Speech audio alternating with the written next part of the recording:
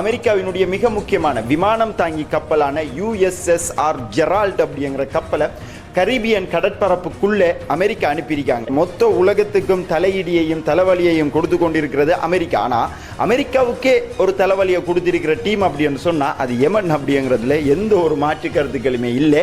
Iranian Islamic revolution cards கோப்ஸ் வந்து ஹெலிகாப்டரில் போய் அந்த கப்பலை சுற்றி வளைச்சி அந்த கப்பலுக்குள்ளே இறங்கி அந்த கப்பலை கண்ட்ரோல் எடுத்து அதை இப்போ ஈரானுக்கு கொண்டு போயிருக்காங்க. 2 ஆண்டுகள் யுத்தத்தை பார்த்த மக்கள் இவங்க எப்படி சவுத் ஆப்பிரிக்காவுக்கு போனாங்க?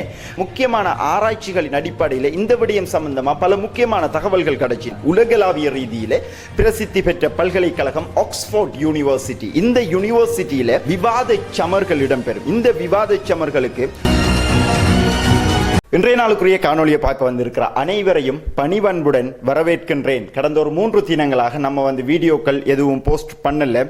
வெளியூருக்கு போயிருந்ததன் காரணத்தால ஒரே நேரத்தில் 2 வேலைகள் செய்ய வேண்டிய ஒரு கடினமான சூழ்நிலை இருந்துச்சு. இனி வரும் காலங்களை தொடர்ச்சியாக நம்ம காணொலிகளை பதிவிடலாம் அப்படின்னு சொல்லிக்கொண்டு இன்னைக்கு இந்த உலகத்தில் நடந்திருக்கிற மேஜரான விஷயங்கள் இவ்வாறு உலகத்தில் நடக்கிற முக்கியமான விஷயங்கள் எல்லாத்தையுமே நீங்க சிம்பிளா தெரிஞ்சு கொள்ளணும் அப்படின்னு சொன்னா இதுவரைக்கும் நம்மளுடைய சேனலை சப்ஸ்கிரைப் பண்ணல அப்படின்னு சொன்னா பண்ணிக்கொண்டு இன்றைய நாளினுடைய முதலாவது விடயத்துக்குள்ள போகலாம். என்ன அப்படின்னு சொன்னா வெனிசுவேலாவினுடைய ஆட்சி மாற்றத்தை செய்யணும் அப்படி என்பதே அமெரிக்காவினுடைய முக்கியமான குறிக்கோளாக இருக்கு. காரணம், வெனிசுவேலாவில் இருக்கிற ஜனாதிபதி மதுரோ ஈரானுடையும் அதே போன்று ரஷ்யா, சைனா ஆகிய இந்த நாடுகளோட தங்களுடைய கொள்கைகளை மேற்கொண்டு செல்றார். அப்படிங்கிற காரணத்தாலையும் அமெரிக்காவுக்கு எதிரான சில நடவடிக்கைகள் வெனிசுவேலாவுக்குள்ள நடக்குது. அப்படிங்கிறது தான் உண்மையான காரணமாக இருந்தாலும் அமெரிக்கா இன்னைக்கு வரைக்கும் சொல்லிக் கொண்டிருக்கிற காரணம் அமெரிக்காவுக்குள்ள போதைப் பொருட்கள் வெனிசுவேலாவில் இருந்து தான் வருகுது. அப்படிங்கிற அடிப்படையிலையும் அமெரிக்காவினுடைய மிக முக்கியமான விமானம் தாங்கி கப்பலான USSR ஜெரால்ட் அப்படிங்கிற கப்பலை கரீபியன் கடற்பரப்புக்குள்ளே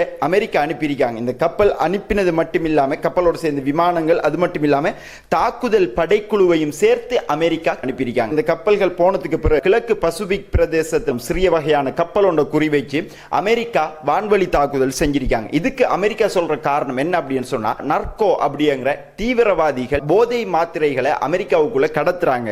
கடத்திக்கு போன கப்பலை தான் நாங்க குறிவைச்சு தாக்கியிருக்கோம் அப்படின்னு சொன்னாங்க. பட் அமெரிக்கா இதுக்கு எந்த விதமான ஒரு சரியான ஆதாரங்களையும் சமர்ப்பிக்கல. லத்தீன் அமெரிக்காவை சுற்றி இருக்கிற கடற்பரப்பு பிரதேசங்களில் பல வரான சிறிய சிறிய கப்பல்களை குறிவைச்சு தாக்குதல் செஞ்சிருக்காங்க. அதோட இந்த தாக்குதலில் 3 பேர் கொல்லப்பட்டிருப்பதாகவும் தகவல்கள் வெளியாகி கரிபியன் கடலை பொறுத்த வரைக்கும் ஒரு பதற்றமான சூழ்நிலை தொடர்ச்சியாக அதிகரித்து கொண்டே போகுது. ஒரு புறமாக வெனிசுவேலாவினுடைய மதுரோவாக இருக்கலாம், வெனிசுவேலாவினுடைய ராணுவ வீரர்களாக இருக்கலாம், அமெரிக்கா அமெரிக்காவுக்கு நாங்கள் அடிப்போம் அப்படிங்கிறதுல எந்த ஒரு மாற்று கருத்துக்களும் இல்லாம இருக்காங்க. இது ஒரு புறமாக இருக்கக்குள்ள அமெரிக்காவினுடைய MCA அப்படிங்கிற மெரைன் கார்ப்ஸ் அசோசியேஷன், அதாவது அமெரிக்காவினுடைய கப்பல் பிரிவுகளில் முகாமைத்துவப்படுத்துறதுல ஒரு குழு அப்படின்னு சொல்லலாம். இன்னைக்கு இவங்க ஒரு முக்கியமான கருத்து ஒன்று வெளியிட்டிருக்காங்க. என்ன அப்படின்னு சொன்னா கடந்த காலங்களில் யெமனியர்கள் அவர்களின் அளவை விட அதிகமான தாக்குதல்களை நமக்கு வழங்கியிருந்தாங்க, அதிகமான செலவுகளை நமக்கு வச்சிருந்தாங்க. யெமனியர்கள் நாம் எதிர்பாராத அளவுக்கு பாரிய தாக்குதலை செஞ்சிருந்தாங்க அப்படின்னு அமெரிக்காவினுடைய MCA இன்னைக்கு சொல்லியிருக்காங்க. அது மட்டும் இல்லாம மேலும் தங்களை பாதுகாக்கிற முறை வியக்கத்தக்கதாக இருந்துச்சு. என்ன அப்படின்னு சொன்னா பாலிஸ்டிக் மிசைல் வருது அப்படின்னு சொன்னா இது எங்க இருந்து ஏவப்பட்டு இருக்கு அப்படிங்கறத துல்லியமாக கண்டுபிடிச்சு அந்த இடத்துல அமெரிக்கா தாக்குதல் நடத்தும். இதுதான் வளமையா நடந்து கொண்டு இருக்கிற விடயம். ஆனா யெமனை பொறுத்த வரைக்கும் எங்க இருந்து அடிக்காங்க, எங்க அவர்களினுடைய ஏவுகணைகளை வச்சிருக்காங்க, எங்க ஆயுத களஞ்சியங்களை வச்சிருக்காங்க, ஒண்ணுமே நமக்கு வழங்கல. அது மட்டும் இல்லாம இதுக்கு பிறகு இனி வார காலங்கள்ல அமெரிக்கா கடல் வழி தாக்குதல் யுக்திகளை மாத்தணும் அப்படின்னு சொன்ன அர்த்தம் என்னன்னா அமெரிக்கா படுதோல்வி அடைஞ்சிருக்காங்க யெமனோட. இப்ப மொத்த உலகத்துக்கும் தலையிடியையும் தலைவலியையும் கொடுத்து கொண்டிருக்கிறது அமெரிக்கா. ஆனா அமெரிக்காவுக்கே ஒரு தலைவலியை கொடுத்திருக்கிற டீம் அப்படின்னு சொன்னா அது யெமன் அப்படிங்கிறதுல எந்த ஒரு மாற்று கருத்துக்களுமே இல்லை. யெமனியர்களை தோற்கடிக்க முடியவும் இல்லை அப்படிங்கிறதும் குறிப்பிடப்பட வேண்டிய விடயங்களோட இருக்கு. ஓகே, அடுத்து பார்த்தோம் என்ன அப்படின்னு சொன்னா கடந்த ஒரு 2 தினங்களுக்கு முன்னாடி 3 தினங்களுக்கு முன்னாடியும் 2 நாட்களாக தொடர்ச்சியாக ஈரான் 2 கப்பல்கள் கைப்பற்றியிருந்தாங்க. அதுல ஒன்று ஈரானினுடைய பிரதேசங்களுக்குள்ள வந்த கப்பல் ஒன்றை கைப்பற்றியிருந்தாங்க. இன்னொன்று ஓமானினுடைய கடற்பரப்புக்குள்ள MV டலாரா அப்படிங்கிற கப்பலை கைப்பற்றியிருந்தாங்க. இப்ப இந்த கப்பல் சம்பந்தமா அமெரிக்காவினுடைய சென்டகம் முதல் முறையாக அறிவிப்பு ஒன்று வெளியிட்டு இருக்காங்க. என்ன அப்படின்னு சொன்னா இதுக்குரிய சரியான காரணத்தை ஈரான் சமர்ப்பிக்கணும். அது மட்டும் இல்லாம இவ்வாறான நடவடிக்கைகள் செய்யறது கப்பல் வழி போக்குவரத்தை பாதிக்கிற ஒன்றாகவும் அச்சுறுத்தும் விதமாகவும் அமைஞ்சிருக்கி அப்படின்னு சொல்லி சென்டகம் இந்த தகவலை தகவல் வெளியிட்டிருக்காங்க. ஏற்கனவே ஈரான் வந்து இந்த MV டலாரா அப்படிங்கிற கப்பலை கைப்பற்றினதற்குரிய காரணம் எதுவாக இருந்துச்சு அப்படின்னு சொல்லி அறிவிச்சாங்கடா, யமன் பிரதேசங்கள்ல ஈரானினுடைய ஒரு கப்பல் ஒன்று, ஒரு சிறிய வகையான கப்பல் ஒன்று தாக்கப்பட்டுச்சு. இதுக்கு பதிலடி வழங்கும் முகமாகத்தான் ஈரான் இந்த MV டலாரா அப்படிங்கிற கப்பலை கைப்பற்றி இருக்கு. கப்பலை அவங்க எப்படி கைப்பற்றினாங்க அப்படின்னு சொன்னா, Iranian Islamic revolution guards corps வந்து ஹெலிகாப்டர்ல போய் அந்த கப்பலை சுத்தி வளைச்சு அந்த கப்பலுக்குள்ள இறங்கி அந்த கப்பலை கண்ட்ரோல் எடுத்து அதை இப்ப ஈரானுக்கு கொண்டு போயிருக்காங்க. இப்ப ஈரான் வந்து நேரத்தோடைய, அதாவது 12 நாள் யுத்தம் இஸ்ரேலோட நடந்தப்போ கூட இவ்வாறான நடவடிக்கைகளை ஈரான் செய்யல. அதாவது ஹொர்மோஸ் ஜலசந்தியை கட்டுப்படுத்துவதற்குரிய வேலைகளை ஈரான் செய்யல. பட் இப்ப ஈரான் எடுத்திருக்கக்கூடிய நடவடிக்கைகள் எதை குறிப்பிடுது அப்படின்னு சொன்னா, ஈரான் வந்து ஏதோ ஒரு உறுதியான திட்டத்தோட பயணிச்சு கொண்டிருக்காங்க. ஓகே, இது இவ்வாறு இருக்கக்குள்ள ஆக முக்கியமான விஷயம் என்ன அப்படின்னு சொன்னா, 2-3 தினங்களுக்கு முன்னர் வந்து ஒரு குரூப் ஒன்று ஒரு ஃபிளைட் வழியாக சவுத் ஆப்பிரிக்காவுக்கு போயிருக்காங்க. இந்த குரூப் எங்க இருந்து வந்துச்சு அப்படின்னு சொல்லி பார்த்தோம்னா, பாலஸ்தீனிய மக்கள், குறிப்பாக காசாவில் வசிச்சு கொண்டிருந்த மக்கள், 2 ஆண்டுகள் யுத்தத்தை பார்த்த மக்கள், இவங்க எப்படி சவுத் ஆப்பிரிக்காவுக்கு போனாங்க அப்படிங்கிறது கேள்விக்குறியா இருந்துச்சு. பட் சவுத் ஆப்பிரிக்கா கவர்மெண்ட் வந்து அவங்கள ஒரு பிரச்சனையும் இல்லை, நாங்கள் எடுக்கோம் அப்படின்னு சொல்லி எடுத்துட்டாங்க. பட் இதுக்கு பின்னாடி இருக்கிற விஷயம் என்ன? முக்கியமான ஆராய்ச்சிகளின் அடிப்படையில் இந்த விடயம் சம்பந்தமா பல முக்கியமான தகவல்கள் கிடைச்சிருக்கு. என்ன அப்படின்னு சொன்னா, எஸ்டோனியாவில் இருக்கிற இஸ்ரேல் ஒருவரால அறியப்படாத ஒரு குழு ஒன்று இப்ப காசாவுக்குள்ள இயங்கிக் கொண்டிருக்காம். இந்த குழு வந்து மனிதாபிமான உதவிகளை நாங்க செய்யறோம் அப்படிங்கிற அடிப்படையில் காசாவினுடைய மக்களுக்குள்ள பல பிரச்சாரங்களை முன்னெடுத்து கொண்டிருக்காங்களாம். காசாவினுடைய மக்களை காசாவை விட்டு வெளியேற்றுவதே இந்த பிரச்சாரத்தினுடைய முக்கியமான விடயமாயிருக்கு. எப்படி இந்த காசாவில் இருக்கிற மக்களை இவங்க வெளியிறக்கிக்காங்க அப்படின்னு சொன்னா, காசாவில இருந்து வெளிநாடுகளுக்கு செல்ல தயாரா இருக்கிறவங்களை உங்களை எடுத்து எந்தவித பிரச்சனையும் இல்லாம வெளிநாடுகளுக்கு நாங்க உங்களை அனுப்பி வைக்கோம். இப்ப காசா விட்டு திரும்பி போற இந்த டீம் வந்து இனி எப்பொழுதும் காசாவுக்குள்ள விரப்படா அப்படிங்கிறதும் அவர்களுடைய முக்கியமான அறிக்கைகள் உண்டாயிருக்கு. அது மட்டும் இல்லாம ஏற்கனவே இவங்கள்ட்ட இருந்த அரசு ஆவணங்கள் எல்லாத்தையுமே இஸ்ரேலுக்கிட்ட ஒப்படைச்சிருக்காங்க. நான் மேற்குறிப்பிட்ட அந்த டீம் மூலமாக அதை எடுத்துக்கொண்டு இஸ்ரேலுக்கிட்ட ஒப்படைச்சிருக்காங்க. ஆக இப்படி ஒரு டீம் ஒன்று காசாவுக்குள்ள செயற்பட்டு கொண்டு வரது இன்னைக்கு தான் தெரிஞ்சிருக்கு. இதுல இன்னொரு முக்கியமான விஷயம் ஒன்று இருக்கு. மக்கள்கிட்ட பிரச்சாரம் நடந்து கொண்டு இருக்கு. எவ்வாறான பிரச்சாரம்? காசா மக்களை வெளிநாட்டுக்கு அனுப்புறதுக்குரிய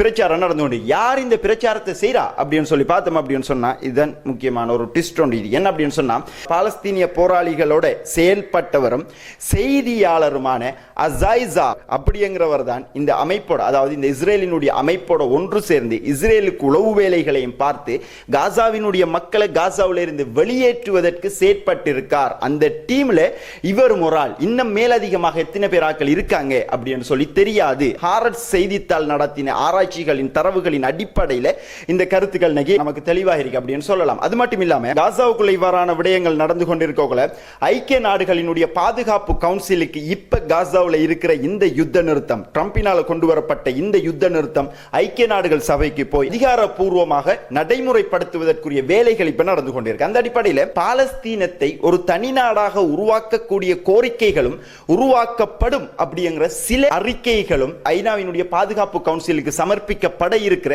காசாவினுடைய யுத்த நிறுத்த ஒப்பந்தத்தில் இருக்கு அப்படிங்கிற தகவல்கள் கிடைச்சிருக்கு. பட் இது இன்னும் அதிகாரப்பூர்வமாக அறிவிக்கப்படலை அப்படிங்கிற தகவல் இஸ்ரேலுக்கு கிடைச்ச உடனே இஸ்ரேலினுடைய பிரதமர் பெஞ்சமின் நெத்தன்யாஹு சொல்லியிருக்கார். என்ன அப்படின்னு சொன்னா, எங்களுக்கு யாருடைய போதனையும் எங்களுக்கு தேவையில்லை. அதாவது அமெரிக்காவுக்கு எதிராகத்தான், குறிப்பாக ட்ரம்புக்கு எதிராகத்தான் நெத்தன்யாஹு இந்த கருத்தை வெளியிட்டிருக்கார். அது மட்டும் இல்லாம எந்த ஒரு சந்தர்ப்பத்திலையும் எங்களினுடைய நிலத்தில் பாலஸ்தீன் என்கிற ஒரு அரசை அமைப்பதற்கு நாங்கள் விடமாட்டோம், இதுவே எங்களுடைய கடைசி முடிவு அப்படிங்கிறதையும் இஸ்ரேலினுடைய பிரதமர் பெஞ்சமின் நெத்தன்யாஹு சொல்லியிருக்கிறார்.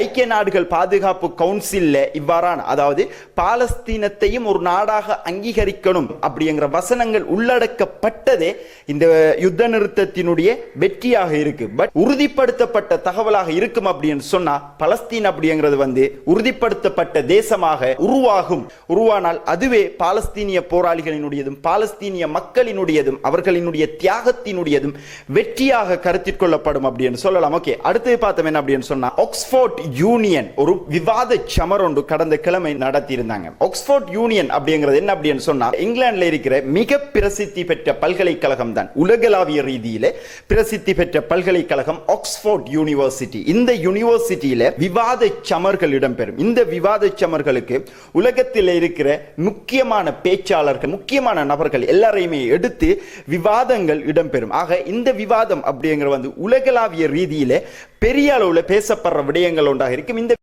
முடிவு எதுவாக இருக்கும் அப்படிங்கிறதையும் உலகளாவிய ரீதியாக இருக்கிற ஊடகங்கள் தலைப்புச் செய்தியாகவே மாற்றி போடும். அது மட்டும் இல்லாமல் இந்த ஆக்ஸ்போர்ட் யூனியனை ஆக்ஸ்போர்ட் பல்கலைக்கழக மாணவர்களாலே நடாத்தப்படுகிறது அப்படிங்கிறது குறிப்பிடப்பட வேண்டிய விடயம். அந்த அடிப்படையில் மத்திய கிழக்கில் இப்ப பிரச்சனை போய் கொண்டிருக்கு. இந்த பிரச்சனைக்கு முக்கியமான காரணம் யாரு? இஸ்ரேலா ஈரானா அப்படிங்கிற தலைப்பின் அடிப்படையில் கடந்த கிழமை ஆக்ஸ்போர்ட் யூனியன்ல பல விவாத சமர்கள் இடம்பெற்றிருந்துச்சு. இந்த விவாதம் எப்படி போயிருந்துச்சு அப்படின்னு சொன்னா, கிட்டத்தட்ட ஒரு ஆள் ஏசுற அளவுக்கு இந்த விவாதம் போயிருக்கு. கடுமையான தொனியில இரு தரப்பும் விவாதங்கள் செஞ்சிருக்கு அப்படின்னு சொல்லப்படுது. அந்த அடிப்படையில் விவாதம் எல்லாமே முடிஞ்ச உடனே கடைசியாக ஓட்டிங் எடுப்பாங்க. அந்த ஓட்டிங்கின் அடிப்படையில் 265க்கு 113 அப்படிங்கிற அடிப்படையில் மத்திய கிழக்கு பிராந்தியத்தில் இருக்கிற பிரச்சனைக்கு மிக முக்கியமான காரணம் இஸ்ரேல் தான் அப்படிங்கிறத யார் சொல்லிருக்க? அரபு ஊடகங்களா? அல் ஜசீராவா? சவுதியா? அல் அரபியா? இல்ல, இங்கிலாந்தினுடைய ஆக்ஸ்போர்ட் யூனிவர்சிட்டி சொல்லியிருக்காங்க இஸ்ரேல் தான் மத்திய கிழக்கினுடைய பிரச்சனைக்கு காரணமானவன் அப்படிங்கிறத ஆக்ஸ்போர்ட் யூனிவர்சிட்டி சொல்லியிருக்கிறதும் அதனுடைய முடிவுகள் இன்னைக்கு கிடைச்சிருக்கிறதும் இஸ்ரேலினுடைய ஜெனசைட் அப்படிங்கிற அரபு தேசங்களை பாதிக்காவிட்டாலும் ஐரோப்பிய நாடுகளை, அந்த நாடுகளில் உள்ள மக்களினுடைய மனங்களை பெரிதளவுல மாற்றிருக்கு அப்படி என்று சொல்லலாம். இதுவும் பாலஸ்தீனிய மக்களினுடைய வெற்றி தான் அப்படிங்கிறதுல ஒரு மாற்று கருத்துக்களுமே இல்லை. ஓகே, அடுத்து பார்த்தோம் என்ன அப்படின்னு சொன்னா, கடந்த கால யுத்தத்தில் ஹமாஸினுடைய முக்கியமான தளபதிகள் கொல்லப்பட்டிருக்காங்க. பட் அவர்களினுடைய பெயர்களை இதற்கு முன்னர் நடந்த யுத்த நிறுத்தங்களின் போது ஹமாஸ் அறிவித்ததை போன்று இந்த யுத்த நிறுத்தத்தில் இன்னும் அறிவிக்கல. இது சம்பந்தமா ஹமாஸினுடைய முக்கிய அதிகாரி ஒருவர், மூத்த அதிகாரி ஒருவர் ஒரு கருத்தை முன் வச்சிருக்கார். என்ன அப்படின்னு சொன்னா, கடந்த காலங்களில் இடம்பெற்ற தளபதிகளினுடைய பெயர் பட்டியலை உறுதிப்படுத்தி கொண்டிருக்கும். அது மட்டும் இல்லாம இந்த பெயர் பட்டியல், அதாவது கொல்லப்பட்டவர்களினுடைய ஷஹீதாக்கப்பட்டவர்களினுடைய பெயர் பட்டியலை இன்னும் நாங்கள் வெளியிடாததுக்குரிய காரணம் எதிரி விரோத நடவடிக்கைகள் ஊடாக அவர்களை படுகொலை செய்ய நேரிடும் அப்படிங்கிற காரணத்தாலையும் யார் உயிரோட இருக்கா யார் உயிரோட இல்லை அப்படிங்கிற பெயர் பட்டியலை ஹமாஸ் இன்னும் வெளியிடல, அதை மறைச்சு வச்சிருக்காங்க. இதற்குரிய சரியான சூழ்நிலையும் சரியான சந்தர்ப்பமும் வரும் பொழுது அவர்களினுடைய பெயர்களை நாங்கள் வெளியிடுவோம் அப்படிங்கிறதையும் ஹமாஸ் சொல்லியிருக்காங்க. அது மட்டும் இல்லாம சவுதியினுடைய பட்டத்து இளவரசர் முகமது பின் சல்மான் அமெரிக்காவுக்கு போயிருக்கார். இஸ்ரேலை ஒரு தனி நாடாக சவுதி அரேபியா அங்கீகரிக்கணும் அப்படிங்கிற அடிப்படையில் தான் இப்ப பேச்சுக்கள் போய் கொண்டிருக்கு. பட் இன்னைக்கு ஹாரட்ஸ் செய்தித்தாளம் ஒரு முக்கியமான தகவல் ஒன்று வெளியிட்டு இருக்காங்க. என்ன அப்படின்னு சொன்னா, சவுதி சொல்லியிருக்காங்களாம், நெட்டன்யாஹு, ஸ்மோட்ரிச் மற்றும் பென்வீர் ஆகிய இந்த 3 பேருமே ஆட்சியில் இருக்கும் வரைக்கும் ஒரு பொழுதும் சவுதி இஸ்ரேலை தனி நாடாக அங்கீகரிக்காது அப்படிங்கிறத சொல்லியிருக்கார். அது மட்டும் இல்லாம இஸ்ரேல் ஒரு தனி நாடாக அங்கீகரிக்கணும் அப்படின்னு சொன்னா சவுதியினுடைய நிலைப்பாடு பாலஸ்தீனம் அப்படிங்கிற ஒரு தனி நாடு உருவாக்கப்பட்டால் மாத்திரமே இஸ்ரேலையும் நாங்கள் தனி நாடாக அங்கீகரிப்போம் அப்படின்னு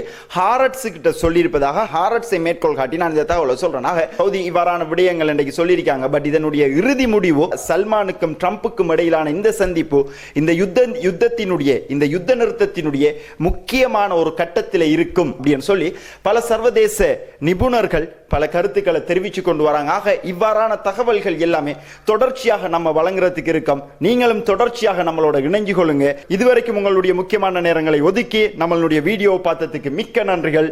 தேங்க்யூ வெரி மச்.